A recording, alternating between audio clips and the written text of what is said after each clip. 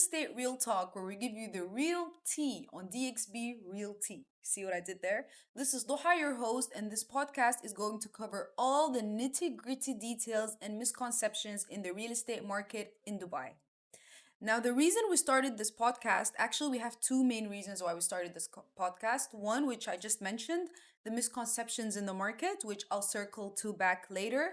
And the second reason is that there's unfortunately a pain trigger in the market when it comes to brokers or agents in Dubai, which is completely valid because some of the practices are not exactly favorable. This podcast is brought to you by REALESTATE Homes, where our slogan is estate and value. And I don't want to say slogan because it's not just our slogan, it's actually our internal policy. It's actually how we practice the business. And it's one of the main reasons why I founded this company. Having worked in one of the biggest agencies and developers in the city, I noticed some things that we're going to dive into later in details that made me realize, or some practices that make agents, and I'm not excusing the agents here, but some practices that make agents look for the quick hit and run deal and forget to offer value, right? We're all here to make money. The reason I'm here in Dubai, the reason I am doing real estate, the reason this podcast is going on, the ultimate goal is money. Let's be real here. But at the same time, we make sure that in turn, we're also making our clients money. We're offering them value, and we understand the value of a long term business relationship. You'll get to know us more, inshallah, as time goes by and episodes go by. The company, I mean.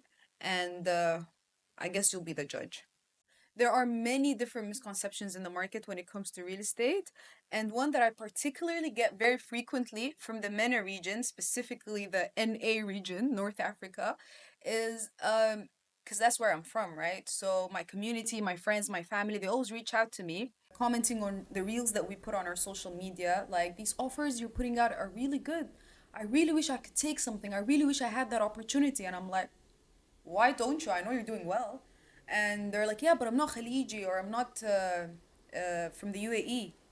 And that just makes me think how many people have that belief, or how many people have that misconception. So let me put this out right now, guys. Let me make this very clear. There are three different types of properties in the UAE, specifically Dubai. We have freehold, we have leasehold, and we have non-freehold. So non-freehold is only available for GCC nationals, دول المجلس التعاون العربي. Only GCC nationals. If you're outside those countries, you cannot buy. The second property is leasehold, which is ownership for any nationality, but for only 99 years. So you own the property for 99 years. The third type of property is freehold, which is available for life, for any nationality, at any given time. So yes, you are able to make that purchase, and you are able to catch up on this opportunity as a non-GCC and a non-UAE citizen, basically. And another point is, you don't have to be a resident in the UAE to be able to pick up a property. All we really need is a passport picture and a picture of the check. So you don't necessarily have to be a resident. However, if you are a resident, we would require the local ID, basically. Okay. I'm sure you've come across an ad or two, or maybe 200 that were speaking about investment in Dubai. Honestly, they annoy me at times, if I'm being honest. But the reason why there's so much noise about real estate in Dubai is because it genuinely offers you great privileges. Let me mention three, excluding ROI and capital appreciation, which is why people invest in real estate globally, not just in Dubai. So putting that aside, which is ROI and capital appreciation, what other privileges does buying in Dubai give you? Off the top of my head, number one would be Golden Visa, which offers you a lot of privileges, including being able to sponsor your direct family. It's valid for 10 years. However, I want to point out that the medical test that you do for the visa, you still do it every 2 years, but the visa validity is 10 years. Second one is tax free. Your investment is tax free. So the ROI and the capital appreciation, which are very promising, they're all yours, basically. You don't cut anything off to any party. The third, which is a very important point, is safety. The value of safety, people who come from certain parts of the world understand it. And to me, it's priceless. You can't really put a tag on being in a safe country, especially as a woman. And now more than ever, with all the regional disturbance that's going on, more and more people are looking for that.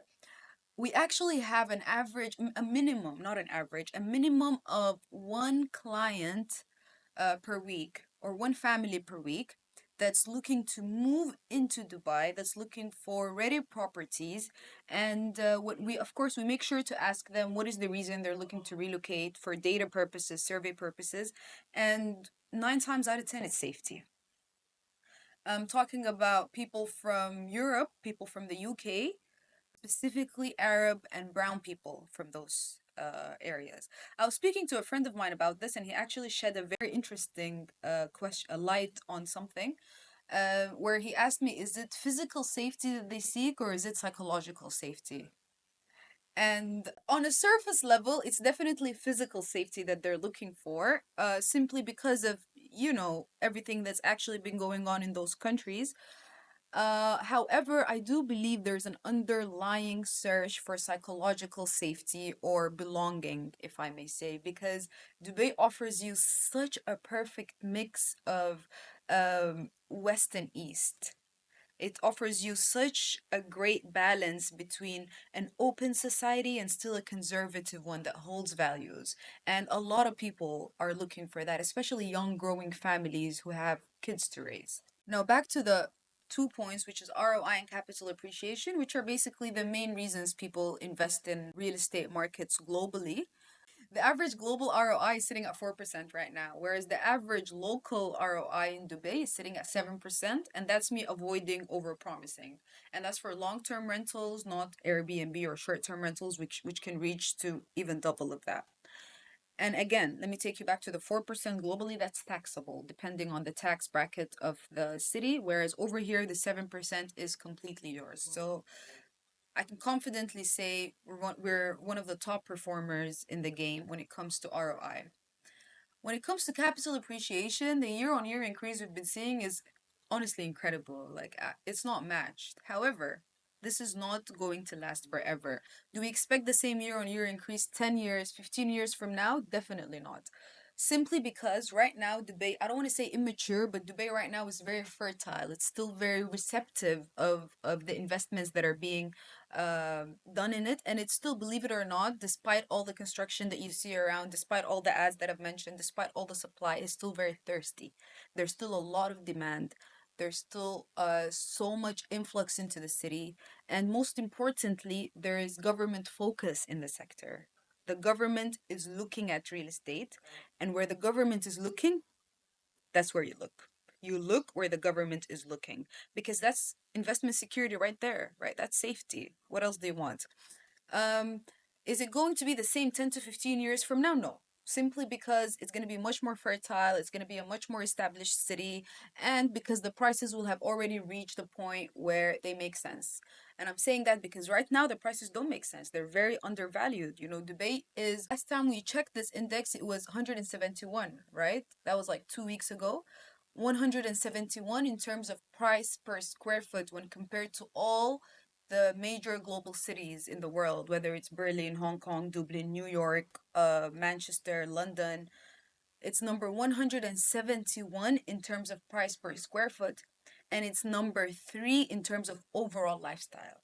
So there's this huge gap that needs to be filled, and it will be filled with prices, of course, which which is why I always say, I say this to the team, I say this to my clients, it's a golden era in Dubai. Usually, when you're in the golden era, you don't know it is. When you're given a golden opportunity, you're not aware that it's a golden opportunity.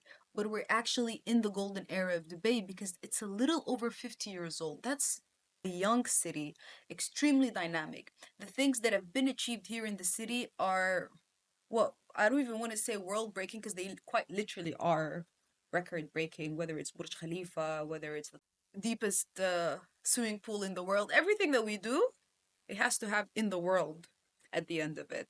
So the things that Dubai has achieved in these a little bit above 50 years are incredible, and what's to come is even greater. However, the opportunity or the access that people have right now to properties is not going to be the same.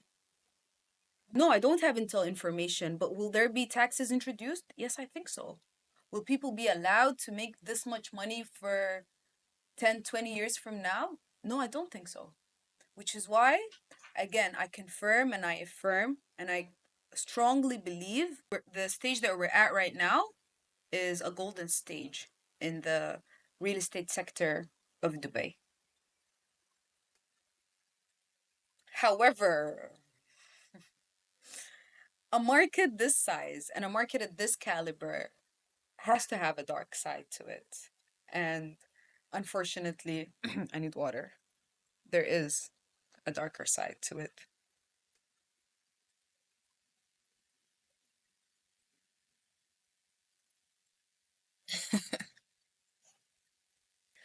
Just like there's some great success stories, there's some stories that are just heartbreaking, to be honest. And I've heard a lot of them from a lot of clients that came to me after going through those stories. Usually it all comes down to two things. Well, actually, it comes down to one thing if you think about it. And long story short, your agent, they can make you or break you. Just like there's amazing developers and amazing projects that will make you money, there's developers that, just like some Asians, are only working for a quick win. But I really do think, as a buyer and as someone who's managed to acquire millions with this inflate in this economy, then you're a smart person and you're someone who is able to vet their agents, the agent you appoint or they appointed you. You're someone who's able to vet them. You're someone who's able to figure out whether they're actually giving genuine, real, knowledge based advice or if this is just a quick hit and run. There's like four developers, five-ish developers that I can think of right now that, if offered to you by an agent, run the other way. Straight up. It's either this person does not want what's good for you or they simply don't know, which either or you don't want to work with. You may ask, if there's such projects, then how are they getting sold or why are they even being pushed by agents? See, the thing is, and this is inside information. These projects may look good at face value, and anyone can perfectionize the paint, right? Or like bring kitchen utensils that make it look good. Uh, Good finishing does not necessarily mean good build up or good quality. So what happens is those developers, they decrease the cost for build up as much as possible to be able to pay higher agency fee or commissions to brokers, so they could encourage them to push that project despite it not being what it looks like it is. Does that make sense? Does that make sense, guys? Yeah. And unfortunately, some brokers fall for that. Or I wouldn't even say fall for that because that makes them look like the victim, but some brokers I guess some brokers just don't really understand the value of a long term relationship and are ready to do a quick hit and run business. And as much as I hold them accountable, I also hold agencies accountable because it's a slaughterhouse. To be fair, also, there's a lot of good brokers. I've worked with a lot of good brokers in my 6 years of experience. I've worked with people who genuinely care about offering something of value to a client. And funny story actually about 6 years ago, I was working with this broker on a deal, and he was an older guy, right? And I was relatively new in the market. I was still very green. We were working on a very big deal, and we had a bit of a disagreement in terms of which approach we should use on a specific step of the deal. And I was like, no, I really think we should do this. And he's like, no, we shouldn't. We should do that. And I'm like, no, I really think my way works. And he's like, how old are you, girl? And I'm like, I'm 23.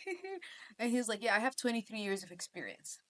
And won me out a little bit, but I was like, okay, sure, 23 years of experience, let's do your approach. And the deal ended up falling through because of the specific move that we made. So if that tells you anything, it tells you that experience does not necessarily translate into competence. In fact, 23 years of experience can really just mean you're outdated. Anyway, to keep this short and light, this is a general idea of what we will be diving into. And if you have any specific topics you want us to shed light on, feel free to mention them in the comments, and we'll be more than happy to discuss them. We'll be having guests, inshallah. We'll have a lot of interesting stuff coming up. Make sure to subscribe, like, follow, and share. Don't forget to subscribe, join the ride, Real Estate Real Talk, your guide worldwide.